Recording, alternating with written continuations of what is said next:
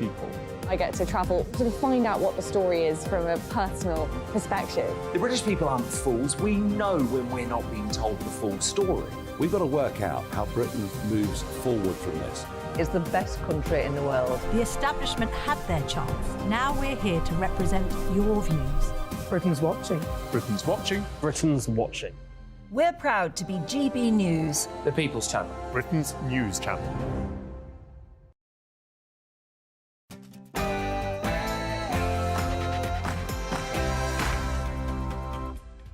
It's Saturday night and this is the Saturday 5. I'm Darren Grimes, along with Albie Amancorner, Emily Carver, Patrick CHRISTYS and Lewis Oakley.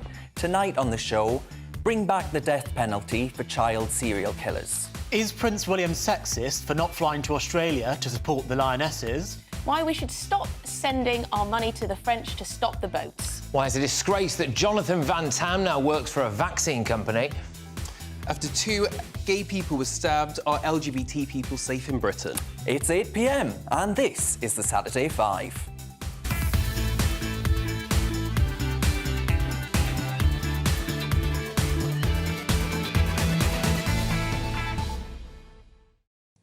Welcome to the Saturday 5, the very best Saturday night takeaway that you could order. Expect fiery debates, spicy opinions and, like the lionesses, you may well hear us roar. Every week, join Albie, Emily, Benjamin and myself along with a guest star. Tonight, it's Lewis Oakley, and our very own Patrick CHRISTYS, who never misses a hat-trick or a chance to be on the telly. And he's standing in for Benjamin Butterworth, whose ego has gotten so big after he took the knee on air last week that we've given him some time out. Yes, and I'm sorry if we look like a bit of a Westlife tribute act this evening. Lots of white shirts going on, but I'm bringing some colour. Now, the premise of the show is simple. Each of us gets about 60 seconds to outline our argument about our chosen topic. We all pile in and the first starts to fly. Of course, as always, we want to know your views as well. Please do get in touch by emailing gbviews@gbnews.com. But before we blow the whistle, it is time for your Saturday night news with Tatiana Sanchez.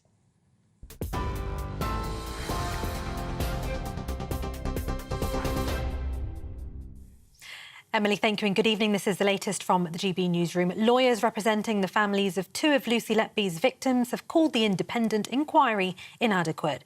The government ordered a non-statutory investigation after the former nurse's conviction yesterday. It'll look at the circumstances surrounding the deaths, including how concerns raised by clinicians were dealt with. The prosecution's key medical expert has told The Observer police should investigate hospital bosses for corporate manslaughter, calling them grossly negligent for not acting on fears about Letby's actions at the time. She was found guilty of the murder of 7 babies and the attempted murder of 6 others. She'll be sentenced on Monday. A 50-year-old man has been charged with possessing documents or records likely to be useful to terrorists and the possession of articles for use in terrorism. He'll appear in court on Monday. It's in relation to last week's PSNI data breach, where the details of 10,000 police officers and staff were published online by mistake. It's after police officers in Northern Ireland revealed they're also investigating the loss of an officer's laptop and notebook, which fell from a moving vehicle on Thursday. That contained details of 42 officers and staff. Pakistani police are seeking to arrest the father of Sarah Sharif in connection to her murder. The 10-year-old's body was found at her home in Woking last Thursday morning after police received a phone call from Irfan Sharif from Pakistan. Police believe he travelled to Islamabad with Sarah's stepmother, uncle and 5 children a day before her body was discovered. Detectives say she'd suffered extensive injuries over a sustained period of time. Criminal gangs have been condemned by maritime experts for pushing small boats out into the English Channel during Storm Betty. Coast Guard and Border Force vessels have been called to deal with reports of migrant boats in the sea in treacherous conditions. At least 3 were intercepted in UK waters this morning. GB News understands around 100 people were on board. Now, the Prime Minister has told the lionesses that the whole nation is rooting for you ahead of tomorrow's World Cup final. In a letter, Rishi Sunak wished England boss Sarah Wiegman good luck for the final, saying, "You've made us proud." England are taking on Spain, playing to win the trophy for the first time. Lauren James, who served a 2-match suspension following her red card against Nigeria, could start tomorrow. Meanwhile, the Prince of Wales has apologised for not being able to attend that final in person. But a video on social media that he posted, he and Princess Charlotte wished the lionesses good luck. Lionesses, we want to send you a huge good luck for tomorrow. We're sorry we can't be there in person, but we're so proud of everything you've achieved and the millions you've inspired here and around the world. So go out there tomorrow and really enjoy yourselves. Good luck, lionesses. This is GB News across the UK on TV, in your car, on digital radio and on your smart speaker by saying play GB News. Now it's back to the Saturday 5.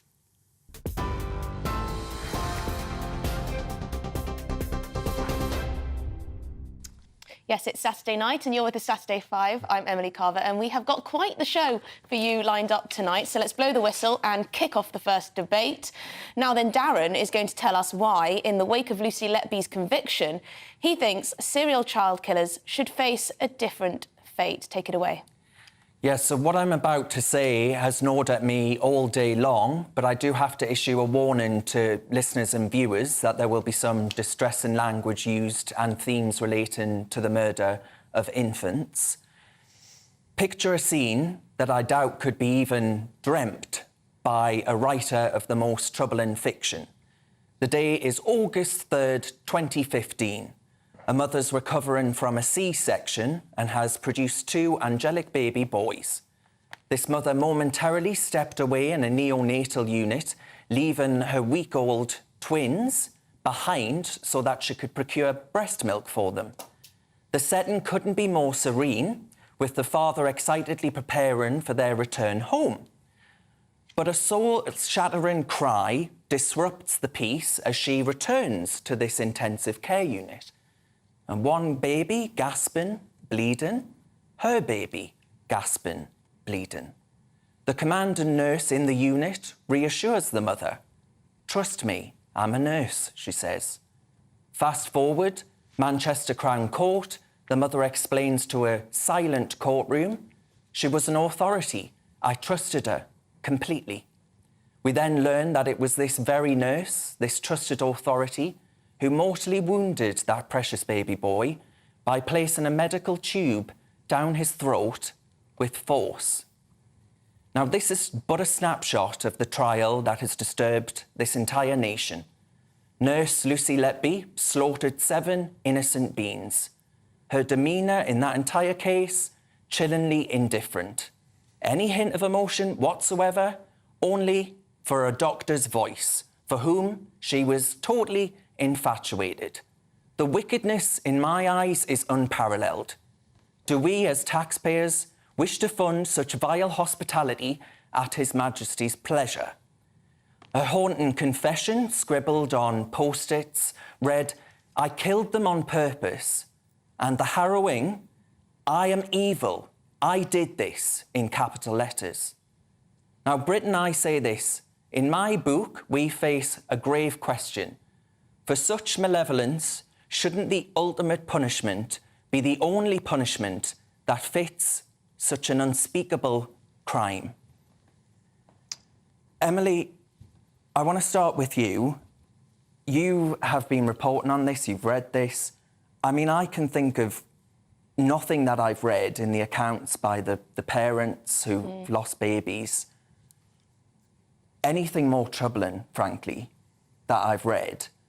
Do you think there is a case to say this should be an option to the courts? Well, as you say, it's been deeply disturbing and upsetting to report on, and hearing, as you said, from the victims' families and from Lucy Letby herself, those writings that you showed, those post-it notes that showed what an evil crime she committed. I certainly wouldn't shed a tear if she were to pass, let me put it that way. But I don't support capital punishment, not for this crime nor any crime. I don't think that it is the right punishment. I don't think that the state should be able to kill someone due to a crime, however heinous the crime may be. But as I said, I certainly would not shed a tear if she were to pass. I'd string her up. I have absolutely no problems with doing it whatsoever. I think, actually, the only problem will be how slowly we could do it, in my book. This is the most disgusting crime. I tell you who else needs to be strung up in my book as well, is the people who worked at that hospital in positions of power who covered this thing up. They had numerous doctors coming to them saying, we think that this woman is killing babies. And what happened? They protected her, they made them go and apologise to her, they made them go and have mediation meetings with her, they put her back on the ward. When they took her off the ward, then they put her in a position of safety. It's an absolute disgrace. Babies die because they were too afraid of someone going to HR and saying, oh, I feel like I'm being victimised. I couldn't agree more on the entire NHS bureaucracy. I think there's a case there of corporate manslaughter. I think they have allowed something to take place, which is going to be investigated. One of the whistleblowers said that the NHS bosses potentially facilitated a mass murderer, and the evidence does show that that may well be the case. Well, it was the case. And the Guardian are reporting tonight saying that actually the police are calling for an investigation. Sure they are. And there absolutely should be an investigation, but I guess the question is what should be the punishment for the crimes that have been committed? I'm more with Emily than I am with Patrick on this. I do not support the death penalty in any circumstances, but I do think the strongest possible punishment should be administered for this crime, save the death penalty. Solitary confinement, you know, awful conditions if we're allowed to do that, but I don't think it is right that any state has the power to decide who lives and who dies. It makes the state just as bad as the murderer. I mean, Lewis, if I can be slightly personal for a second, you're a dad. Yep. Do you look at this case and do you think there should be a special exception made when it's children who have been murdered, when actually innocent infants, beautiful two babies there attacked, in that one case that I mentioned, many more, we have no idea how many. Look, I agree with you. This case, you know, since becoming a dad, these stories, I mean, I can't even really read these stories too much. It just gets you because you just think, what would you even do if this happened to you? I don't agree with capital punishment because I actually think, even though in this instance it's like, yeah, get rid of it, I don't want my taxes to be spent on this, but capital punishment is a slippery slope. You know, you start with child killers and 20 years down the line, you went over your carbon footprint. You could regulate that, though. You could literally say it's only for these crimes. But I think that also the thing is there are miscarriages of justice. Now, that's probably not what's happening here, but if we were to legalise that, there would undoubtedly be people that are put away and killed, and then 20 years later, new DNA evidence is found. There would have to be absolutely unshakable proof. But are you confident of the judicial system that every time capital punishment was administered that it would be right? I don't trust the state enough to make definitive decisions. I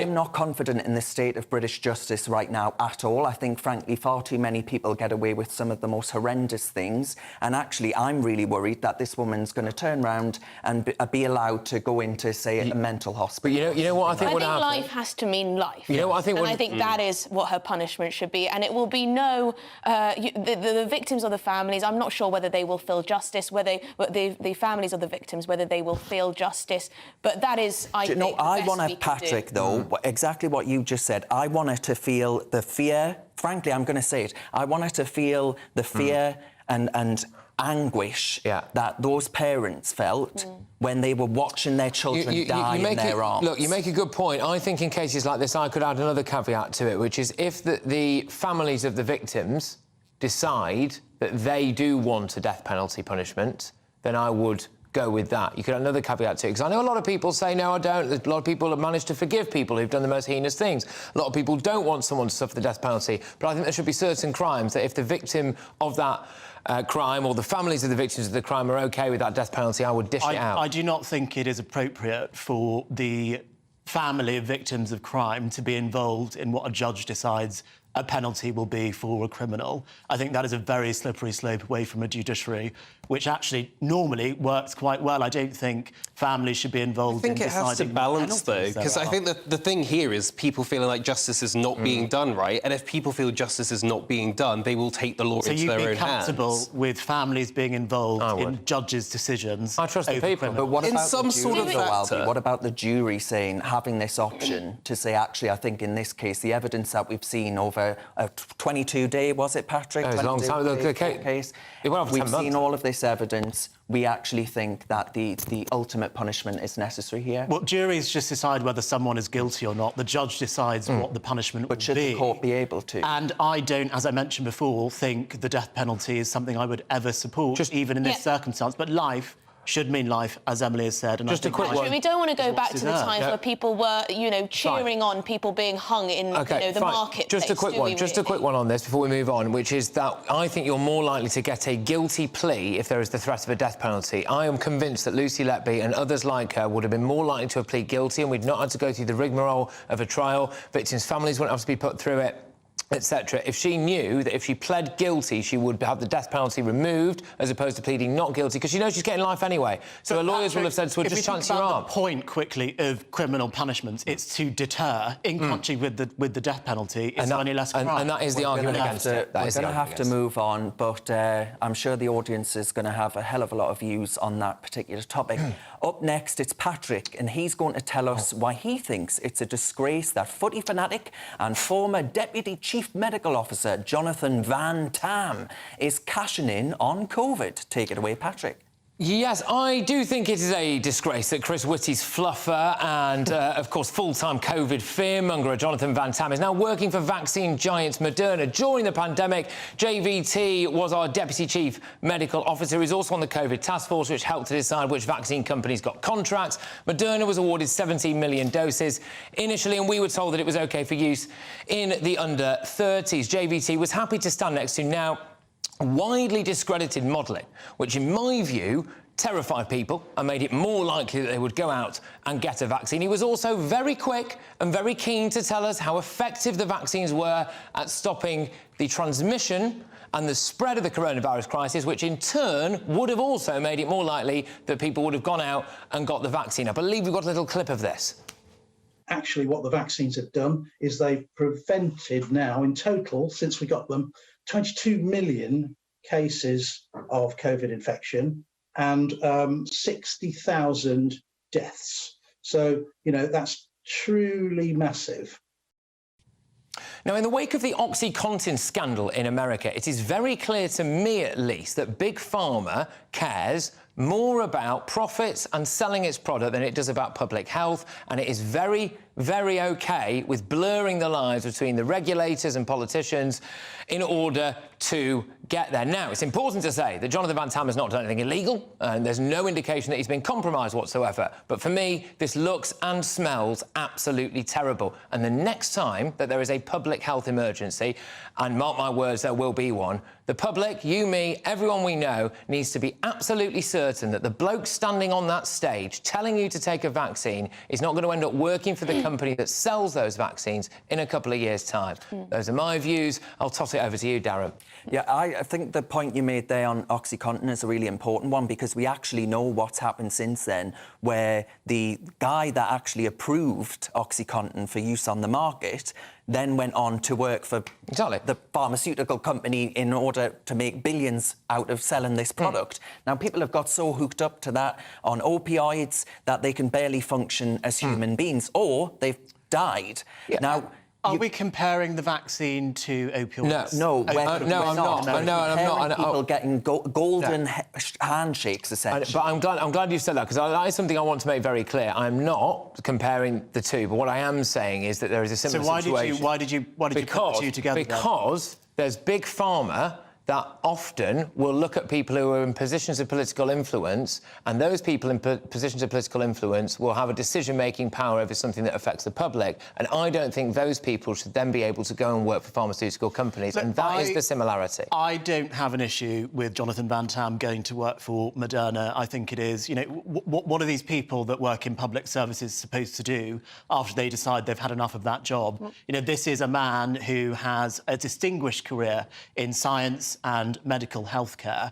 I think it's perfectly natural that he would then go to work in the private sector in a company that deals in exactly that sort of thing. Do you think the thing is, it's a tricky one because, according to reports, Moderna signed a 10-year deal just last year with our government to future-proof our country for the next pandemic, which involves the sale of 250 million vaccines. So I think it is fine. That sounds pretty prudent to me. It is fine for people to question whether there are conflicts between the personal and the business and the governmental here, because, you know, there's money being handed out. There are things, he said, what did he say, 200,000 people have been saved. he was grappling off a load of things about transmission. Firstly, how does he know that? As Patrick said, the modelling was always sometimes out of date, but also sometimes completely off the mark.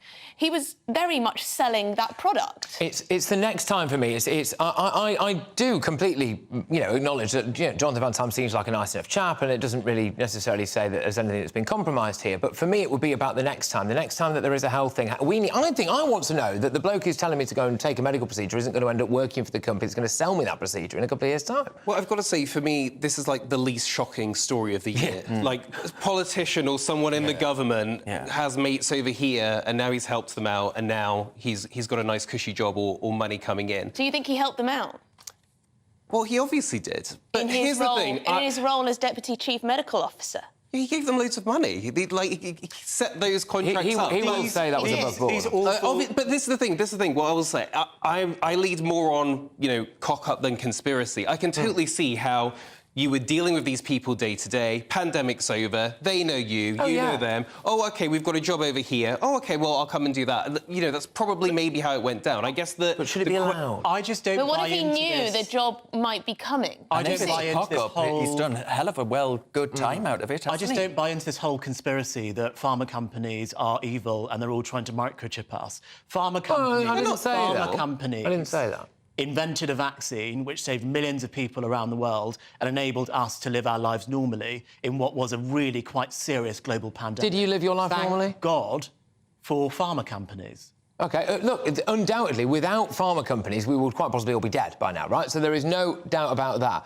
But there is also massive, massive, massive corruption when it comes to pharmaceuticals. How would you stop it, though, Patrick? How would you stop this happening? Like, well, I would say that if somebody has been in a position of power in a government that has been able to procure or to help in terms of the rollout of a particular product, I think it should be a prerequisite of being a public health official that you shouldn't then be able to go into what is essentially a glorified lobbying position. And I guess then the problem is that will put people off taking those jobs. It's a tricky one. I just hope the British public, that were kind of taken in at the time because they were being thrown all of these models and all of these scare stories, can just sometimes, next time maybe take a step back and be like, what this guy is telling me, but is he coming to the table with clean hands? It's a tricky one, because JVT was a bit of a sweetheart of the pandemic in many people's eyes, at least the mainstream media's side. He had those football analogies. He was on our screens nearly every day, wasn't he? And he became a bit of a star. There were talks about him maybe doing Strictly, although I'm sure those were tongue-in-cheek. But anyway, still to come tonight in the Carver Palaver, it's time to stop paying the French to stop the boats. Albie is going to argue it's been too long since he's seen Prince Willie down under. And up next, in Oakley's outrage, is it safe to be gay in Britain? You're with the Saturday 5 live on GB News. What you get for breakfast is something that, if we do our jobs right, you will wake up to news that you didn't know the night before. It's a conversation. It's not just me and Eamon. We want to get to know you, and we want you to get to know us. From 6, it's Breakfast with Eamon and Isabel. Monday to Thursdays on GB News, Britain's news channel. Westminster is going around in ever-decreasing circles, followed by the media. Britain is broken. How on earth did we get into this mess? But more importantly, how do we get out of it? Join me at 7 p.m, Mondays to Thursdays on Farage, here on GB News. We will have open, rational debate. We've got to work out how Britain moves forward from this. Join us here on GB News, the People's Channel. Britain is watching. When the news happens, it happens here. And really important breaking news. Breaking news this morning. On TV, radio and online, the news starts here on Britain's Newsroom. All the biggest stories and the answers that you need from across the UK and beyond. Join Britain's Newsroom from 9:30 on GB News. The People's Channel, Britain's news channel. Join me, Patrick CHRISTYS, Monday to Friday, 3 till 6. We tackle the day's news agenda like you've never seen before. It's high tempo, high octane, the most controversial topics and the best guests. You will not be able to take your eyes and ears off it. I'm not afraid to ask the questions that you really want answered. 3 till 6 p.m, Monday to Friday on GBNews, the People's Channel, Britain's news channel. People in Britain, they love free speech, but they also love fair play. I don't care if I'm speaking somebody from a trade union, from the Labour Party, somebody from the SNP. And I think the viewers like to see that actually we can challenge one another, but in a positive way. We think we ask the questions that people want to ask, and often we ask the questions that we wanted to ask in Parliament but never got the chance to ask. So join us every Saturday, 10 a.m. till noon on GB News, Britain's news channel. It's all about family, being in people's living rooms, all the interaction and getting to know who our viewers and listeners are. When I was young, my dad used to say, "Nah, stop arguing." I wanted an outlet that would enable me to give my opinion. People are going through a really hard time right now, and I know that you don't feel like you're being listened to by the establishment. I came to GB News because it's the People's Channel, and I want the audience to have their say on the events of the day. We're dynamic. We do something different. Democracy shows that the wisdom of the nation is in its people.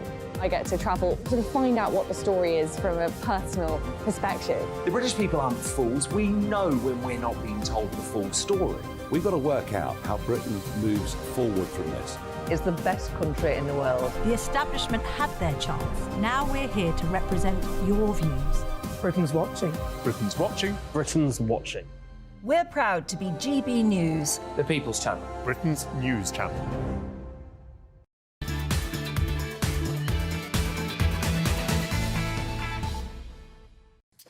Welcome back to the Saturday 5. As always, cheers very much for your emails about tonight's topics.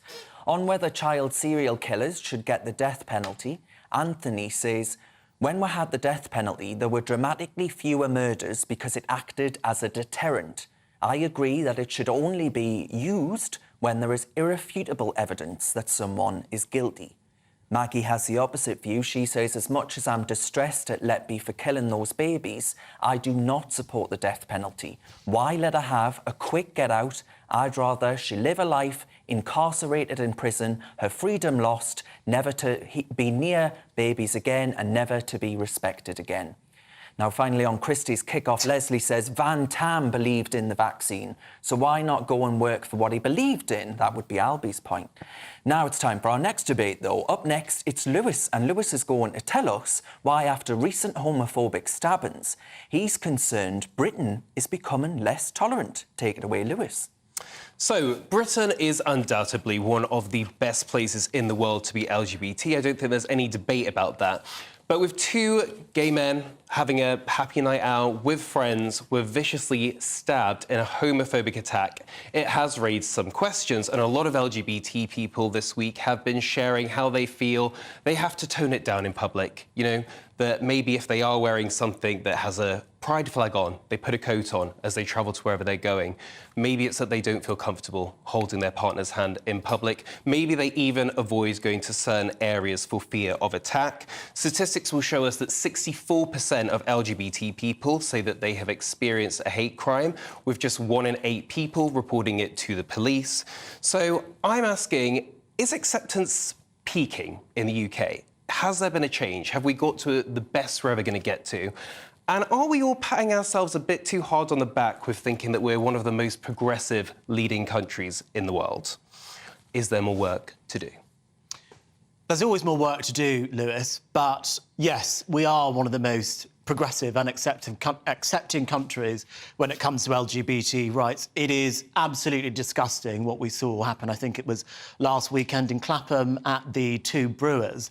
But you get a lot of people on Twitter saying it's because of channels like this and because of the right-wing media that we're seeing this increase in hate crimes against gay people. And I completely disagree. I have not heard a Conservative politician say anything homophobic for a very long time. Let's remember it was the Conservative Party that introduced same-sex marriage into the United Kingdom, which has apologised for being homophobic in the past to people in the army issuing formal pardons. So, yes, there's more work to be done, but I don't think there's ever been a better time to be gay in Britain. Can I just make a quick point on this, which is that I have massive concerns going forward about certain demographics in this country and what that might mean for LGBT rights. It appears to me that there is a rapid rate of immigration, both legal and illegal, from certain parts of the world where it is illegal to be gay, where it's considered total blasphemy, where there are no gay rights, where people are executed for being gay. And we don't seem to be doing much about that. I'm not sure what the homophobia is like at the moment, but I don't see it getting better by virtue of us doing that. I don't think it's getting better, and I think, to your point about changing demographics, I've got a 14-year-old, and we obviously have chats and stuff, and he's saying, well, being gay is still seen as an insult in the playground. And also, the generation that's coming up now, I think everyone thinks, oh, they're woke and they get it and they're progressive. They're the generation that's made Andrew Tate famous, someone really controversial. And I think, some of the content I'm seeing is like, what, I think that it's now more... It's almost turning. And even this year with Pride, I feel like I saw more backlash to Pride this year than ever. I kind of feel like there is a change in the air. Darren, do you not feel that there's been a bit of a change in the air? There are two things I would say to that. First of all, on that stabbing front, I think there is precious little conversation going on about that. And actually, the putting out the description of the person, the police were reticent to do that. I wonder why. We're not having a conversation about perhaps certain communities in Britain not being comfortable with gay people or indeed trans people. But the second point I would make is that I actually think if you're worried about the acceptance of gay people, gay relationships or bisexual people in Britain, then you need to advocate splitting off the LGB from the LGBTXYZ or whatever the acronym is these days, because I actually think that the radical identity ideologues who want us to basically accept that biological sex isn't an immutable fact and have you wander into single-sex spaces just because you decide Arthur's all of a sudden Martha, I think that's harming the acceptance of gay people because we are grouped in with this radicalism. But I mean, the debates around trans and gender, I understand it's an issue of our times and, we're going through that debate. It's not a justification for, obviously, some of the more horrific attacks that are happening at the moment. Can I just say something there? I think we're talking about two different things.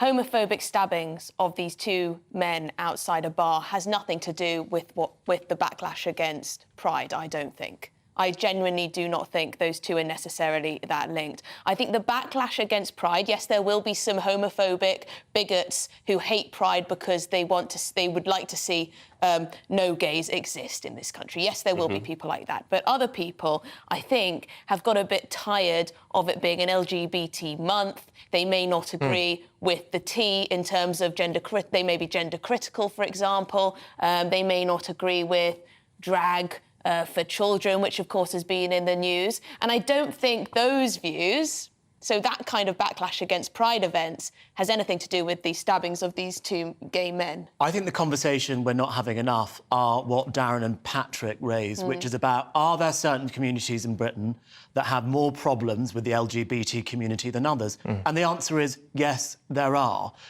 Of course, we're going to expect communities who have recently emigrated from countries where gay people face the death penalty, for example, are going to be more homophobic than other communities. Of course, communities which are devoutly religious, and in those religious ancient scriptures it says gays should be, stoned or disavowed from society. We can expect people from those communities to be more homophobic and transphobic, and we shouldn't be scared to have that conversation. So why do some people on the left and members of the LGBT community, why do they find it hard to recognise that? Because they all think, that people who are oppressed are all part of the same battle and that black and brown people and gay people are all holding hands and fighting the patriarchy. Absolutely. It's not true. It's a good point. Still ahead, though, Albie is going to be back for more because he's desperate for Willie Down Under. And in the Carver Palaver, it's time to stop paying the French to stop the boats. You're with the Saturday 5 live on GB News. That warm feeling inside. From Boxed Boilers. Proud sponsors of weather on GB News. Hello there, I'm Greg Dewhurst and welcome to your latest GB News weather forecast. So as we move through into the second part of the weekend, we'll see further showers, particularly across the northwest of the UK, and sunny spells towards the southeast. And this area of low pressure still brings in the showers and brisk winds towards the northwest, but further south and east, high pressure builds in.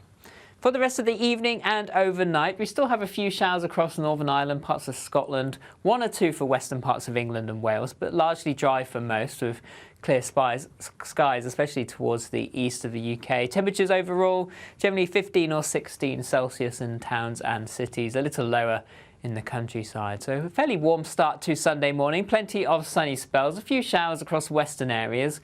And then as we go through the day, many will have a fine day to come. Plenty of sunny spells, just a few showers bubbling up as we move through the afternoon. Showers most frequent across parts of Scotland and Northern Ireland. 1 or 2 of them could be heavy here. Still rather breezy around the coast. Temperatures reaching the low 20s, perhaps 25 towards the far southeast.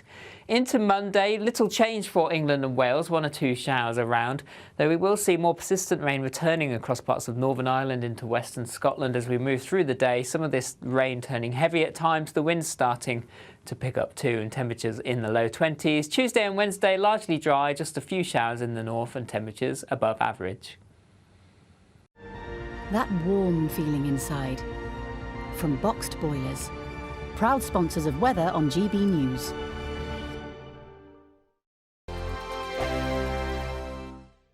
The Live Desk with me, Mark Longhurst. And me, Pip Thompson.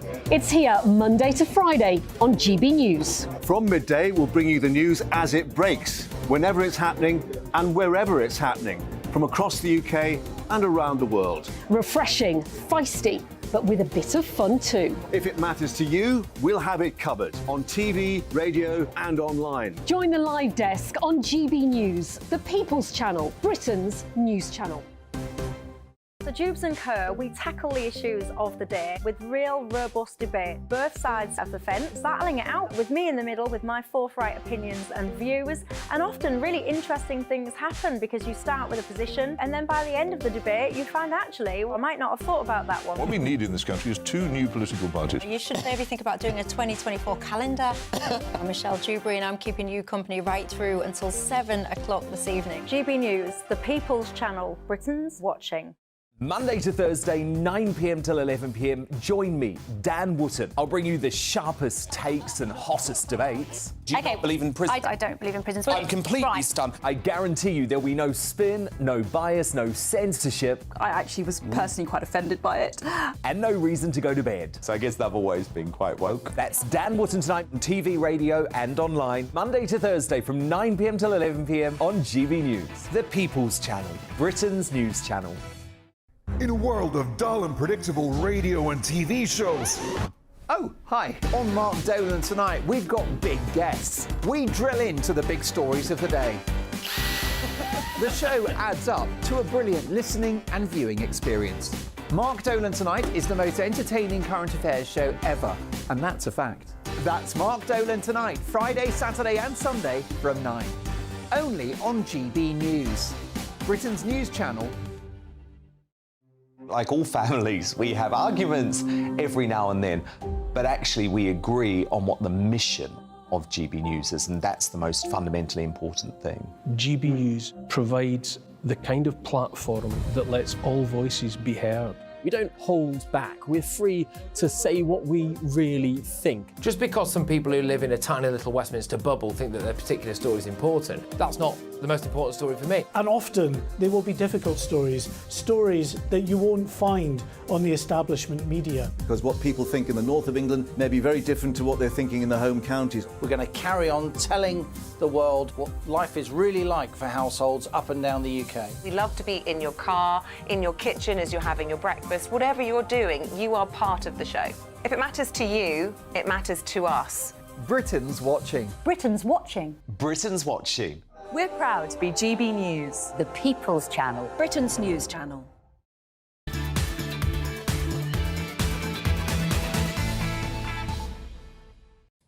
Welcome back to the Saturday 5. Let's have a look at our inbox. What have you been saying?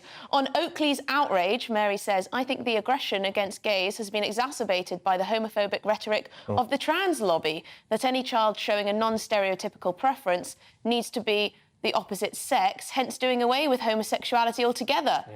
Well, that's an interesting one. Steve says people are being stabbed left, right and centre throughout the land, no matter who you are. Well, that's also a good point.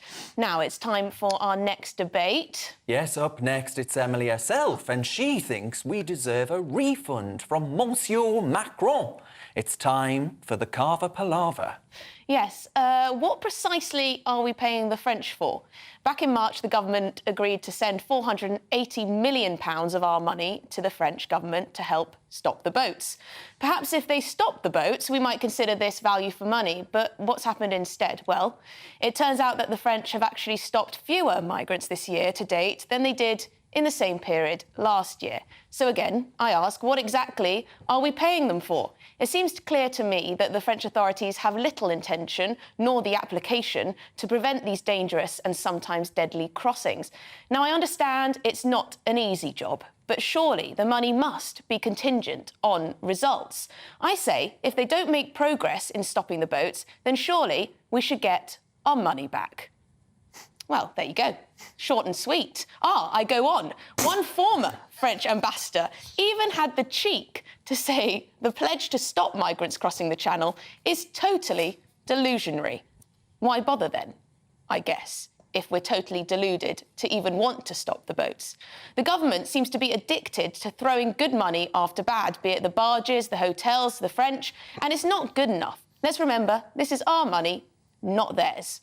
Well, there you go. I think we deserve a refund and maybe some compensation thrown in too, Patrick. Yeah, I mean, surely we know how to get the refund. We just show some form of military force towards the French and watch them scatter. But yeah, we're not going to get. I mean, seriously. That's just. I think you'll find that's basic history. No, I mean, we're not going to get a refund. But seriously, we should be having a look at what on earth we have actually been paying for. I mean, we're not getting the results that we would expect from this at all. And can I also just say, because the French treat these people worse than we do, and they're perfectly happy for them to live in absolute squalor and make it as abysmal as possible and facilitate the transportation of people right across the Channel and escort them out to guarantee that they are put in a deadly position, by the way. That is why they're all coming here. The French are not our friends on this. I think we've got a graphic from Tony Abbott, who was the former Australian Prime Minister, who had a comment piece in The Telegraph where he said that when official advice emerged that the turnbacks might be illegal under the international law, I demanded we seek better advice. A country that can't stop people entering without permission is suffering for a form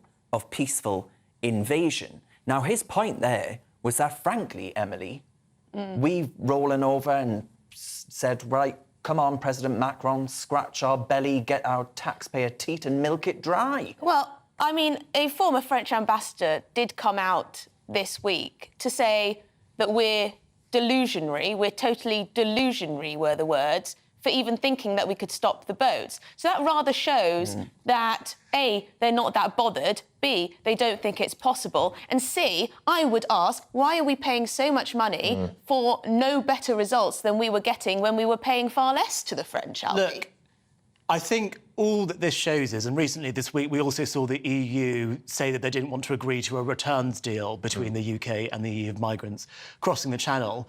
I just think it shows that we have to make the Rwanda plan work because the Europeans are not interested in cooperating with us to stop the boats. We've got to look at our alternative options. And I am not an advocate for leaving the ECHR. It's not a decision that I would like the government to take lightly. But if the Europeans aren't going to cooperate with us, what choice do we have other than to leave the ECHR, change the law and send the migrants to Rwanda who cross the Channel legally? I think this situation has been going on for so long, though, and I think that no matter where you are on the argument, right, whether you think we should be letting people in and giving them £100,000 to settle in, or whether you think that we should be, like, shooting at the boats or something, this is not working for anyone, right? OK, these people are being trafficked. It's not a nice situation.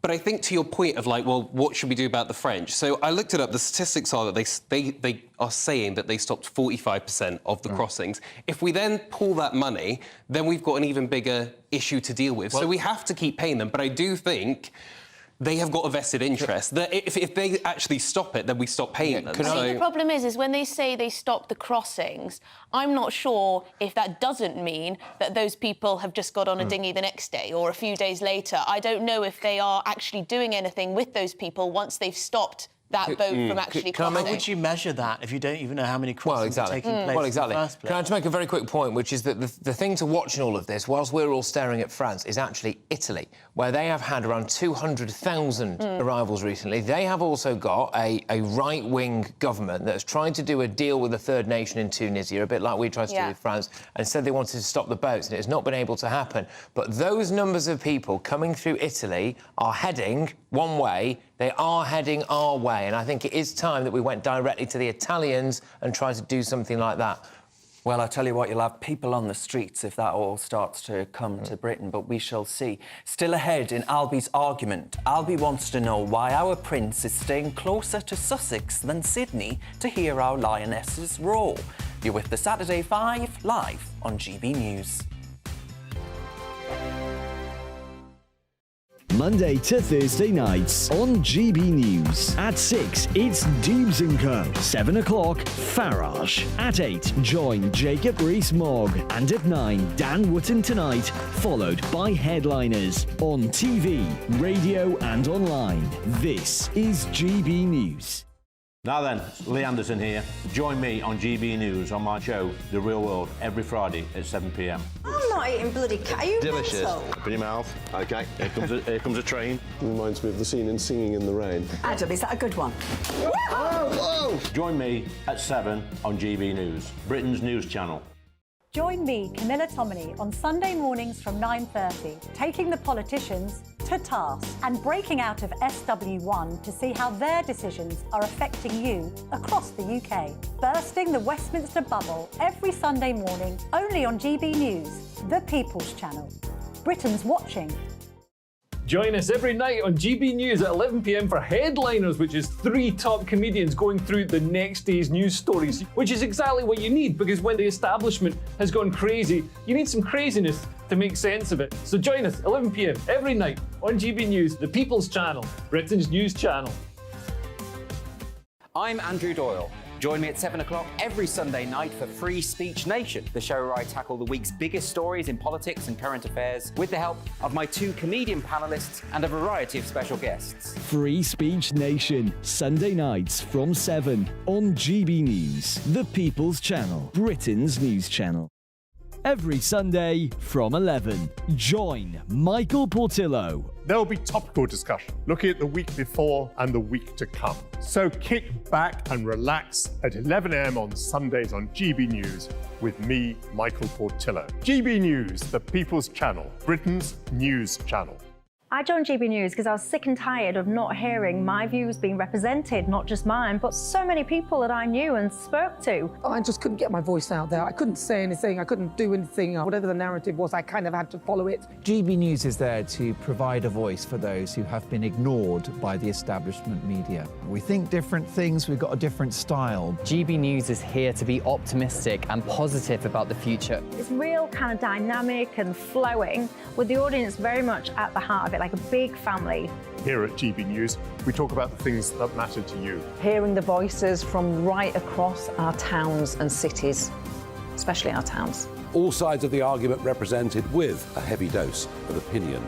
We're on a mission here to make a difference. And the GB News family really is here for you, and whatever time of day you can watch or listen. Britain's watching. Britain's watching.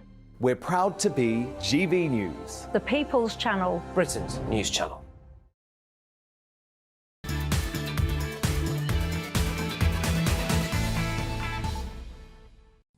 Welcome back to the Saturday 5. Thank you for getting in touch by email. Sarah says, frankly, we are paying the French to give channel migrants a free pass into our country. Short and sweet. Stephen says, your panellists stated these immigrants are being trafficked. They are not. They are willingly taking this illegal route, but they are paying people smugglers. But now it's time for our next and final debate. Indeed, last but not least, it's Albie, and he's a bit peeved at the president of the FA doing sweet FA for the lionesses down under. Take it away, Albie. A very simple question for Britain this evening. Is Prince William sexist for not flying to Australia to support the lionesses in the first England final in the World Cup since 1966? The answer is yes. Let's face it, we all know that if it was the men's final, Prince William, Rishi Sunak and the entire royal family and British establishment would be there to support the English Lions. So why aren't they there to support the English Lionesses? I put it down to sexism, pure and simple. These women, these amazing women, have delivered one of the best sporting results that we have seen in decades. They've inspired millions of girls up and down the nation. You get some people saying perhaps it's because of his carbon footprint. I think that's complete nonsense. He came out earlier on today with a video on Instagram that I think we can get for you, but I just didn't think it was good enough. But let's let you decide on that, if we can get the video. Lionesses, we want to send you a huge good luck for tomorrow. We're sorry we can't be there in person, but we're so proud of everything you've achieved and the millions you've inspired here and around the world. So go out there tomorrow and really enjoy yourselves. Good luck, Lionesses. Gruel. Thin, thin gruel. William, you should be there like the Queen of Spain and Princess Sofia of Spain, who have flown over from Spain to Australia to go and support the Spanish women's team. Why couldn't you fly down to Madrid and then hop on the plane with them? It would have been like a family get-together. Prince William, from me to you, I think your team has made a massive error of judgment on this, and it's extremely disappointing that not only have we had to be quite critical of your brother, Prince Harry, on this channel, now we're having to be critical of you. I hope lessons are learned from this. Here, Albie. Do you think I've been a bit overdramatic? What, you? No, never, Albie, never. No, look, I find this very, very conflicting because I love Prince William. And I kind of wish he was king if the tragedy that would have to unfold for that to happen didn't have to happen. But I think he's messed up here, I do. Not because I think women's football is particularly great. It lags way behind the men's game. It's not as good a product, etc., etc., etc. But we are in a final. We're in a World Cup final. And to say in any way, shape or form that he's not going because of climate change, if that what is being said, is a lie and everyone can see through that, I just don't think it's good enough. I also do think, actually, aside from being the future king, I do think it's his job, really. He's the president of the FA. You should be there. He should be there. I can understand Rishi Sunak to an extent because he might not want to be associated with failure if we lose. I know a lot of politicians do that. You know what I think it might be, though, quickly? He wouldn't want to get booed by an increasingly Republican Aussies. No, that is it's not something. that. Emily, you know, you're the resident woman on the panel this week and every week. Do you feel that it is a case of sexism that the Royals aren't going to support the Lionesses in Sydney? Well, you know what? I was talking to Aidan McGee earlier about this, and he says, oh, no, it's not sexism. It's just that they don't care about it as much. Well, why don't they care about it as much? Possibly because it's very good. The women's. Well, actually, I've heard quite a lot of people who know more about football than I do say that actually it's a very different game to watch, but it's very interesting and fun to watch in different ways. That's yes, it's a little bit way of slower. saying it's not as good. Well, I don't know because they sounded like they were telling the truth. Look, I'm delighted. But do you know what? Do you know what though? Prince William, he does this little 15-second video. He could have made it a bit longer. Yeah, it was to a be bit honest. naff. And he could have had the boy there too. To, you know, join in. Darren Grimes, has he been completely shown up by the Spanish royal family because the Queen of Spain and Princess Sofia are flying out and Prince William couldn't even be bothered even though he's the president of the FA? Look, I'm just not getting my knickers in a twist, so to speak, over this. My knickers are twisted. I actually, you know, I think we're losing our minds over this. I've heard people saying the women's team deserve to be paid the same as the men, despite I don't agree with that. No, hang on a minute, they are. Well, My understanding is, and don't at me on this, my understanding is that the appearance fee for women's internationals is the same as the men's. £2,000 saying each. that Gareth Southgate should receive exactly the same salary as the... I can't even remember the England manager's name. Serena Lewis, is your son quite excited about the football, as excited about the men's game as he is the women's game? You know, I don't think he is, to be honest. But, you know, I think that, look, men's football is different to the women's football. It just is. You don't get grown men crying because they couldn't get tickets to go and see their favourite women's team. It just is where it is, and I think that it will change. But right now, the male's football is just more, you know, it's just got that history, it's got that emotive stuff, it's got the money. But I will say, I do think that he should have gone, not because we'll call him sexist if he doesn't. But I think it's more, Britain could really use a win right now. So, you know, something good is going on over here. Let's go make a big deal of it. I just don't see why he isn't. It makes no sense for him not Patrick, to go. Prince William, you know, he always has nice things to say about women's rights, the royal family, talk about things like that. And, you know, if they want to show that they mean it, why not go and support the England women's team? It just seems, you know... Look, I honestly don't think he's sexist or anything like that. I honestly just think this is terrible advice and it's a really bad PR move, you know.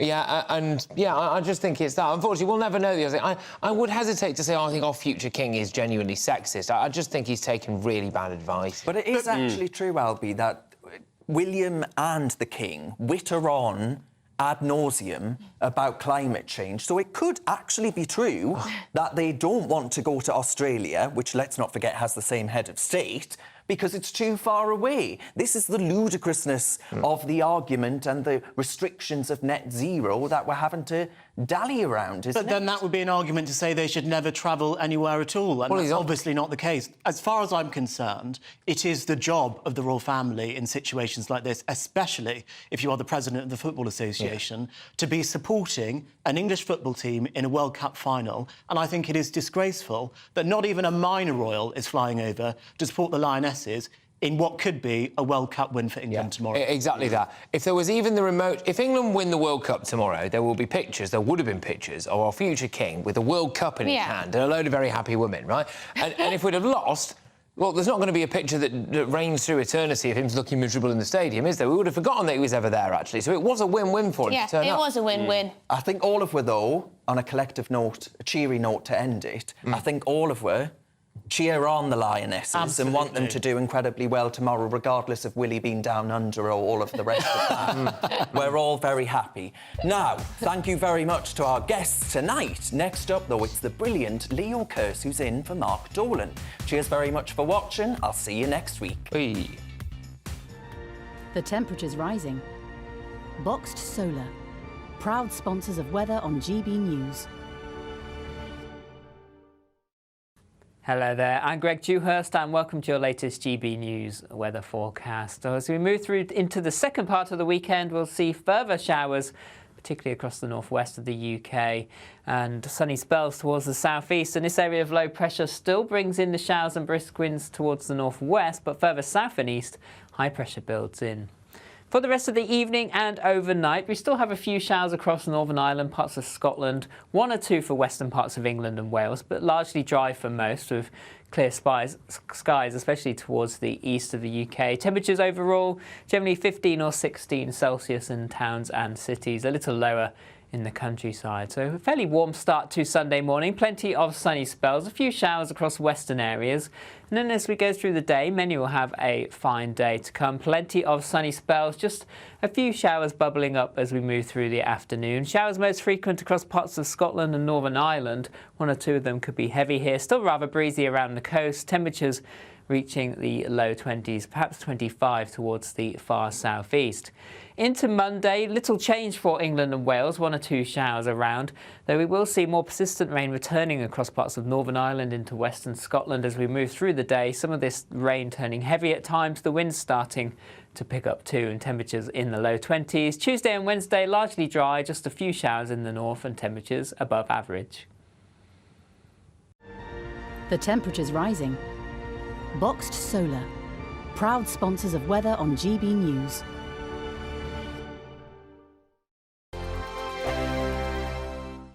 What you get for breakfast is something that, if we do our jobs right, you will wake up to news that you didn't know the night before. It's a conversation. It's not just me and Eamon. We want to get to know you, and we want you to get to know us. From 6, it's Breakfast with Eamon and Isabel. Monday to Thursdays on GB News, Britain's news channel. Westminster is going around in ever-decreasing circles, followed by the media. Britain is broken. How on earth did we get into this mess? But more importantly, how do we get out of it? Join me at 7 p.m, Mondays to Thursdays on Farage, here on GB News. We will have open, rational debate. We've got to work out how Britain moves forward from this. Join us here on GB News, the People's Channel. Britain is watching. When the news happens, it happens here. And really important breaking news. Breaking news this morning. On TV, radio and online, the news starts here on Britain's Newsroom. All the biggest stories and the answers that you need from across the UK and beyond. Join Britain's Newsroom from 9:30 on GB News. The People's Channel, Britain's news channel. Join me, Patrick Christys, Monday to Friday, 3 till 6. We tackle the day's news agenda like you've never seen before. It's high tempo, high octane, the most controversial topics and the best guests. You will not be able to take your eyes and ears off it. I'm not afraid to ask the questions that you really want answered. 3 till 6 p.m, Monday to Friday on GB News, the People's Channel, Britain's news channel. People in Britain, they love free speech, but they also love fair play. I don't care if I'm speaking some